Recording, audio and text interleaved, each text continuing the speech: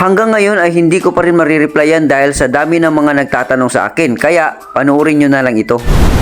Alright mga boss, meron na akong sasabihin sa inyo mga boss. Meron kasi nagtanong sa akin kung saan daw nabibili ito. Hindi ko talaga ma-explain or ma-replyan kaagad-agad, no. Lahat to, ang dami nagtatanong sa akin kung saan daw nabibili itong regulator. Ito, regulator na to na may kasamang hose. No, itong hose na to, ilalagay dito sa regulator, diretso na dito.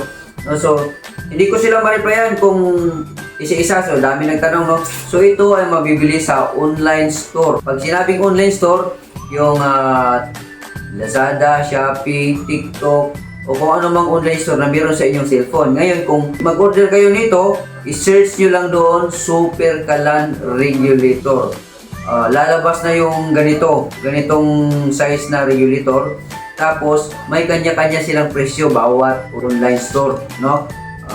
May kanya-kanya silang presyo. Mamili na lang kayo sa mga online store na yon kung alin doon ang pipiliin nyo, kung alin yung mas mura, no? Basta ito, sa mga tanong niyo kung saan nabibili itong regulator na ito, na hindi na kailangan ng valve, ay ito ang mabibili sa online store.